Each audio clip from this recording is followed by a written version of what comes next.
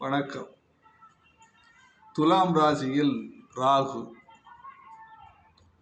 துலாம் ராசியில் ராகு இருக்கின்ற பொழுது வெளிநாடுகளில் பொருள் ஈட்டுதல், அழகான சால பேச்சு, எல்லாரையும் கவரும்படியான பேச்சு, மதுபானங்களில் விருப்பம், மனைவியின் உடல் நலம் பாதிப்பு, பெண்கள் மீது மோகம், பெரிய மனிதர்களின் தவறுகளுக்கு உடந்தையாக இருத்தல், குறுக்கு வழியில் சமுதாயத்தில் பெரிய பதவிகளை பெறுதல், உடல் உழைப்பில்லாத வேலைகள், பால்வினை நோய்கள், இவையெல்லாம் துலாம் ராசியிலே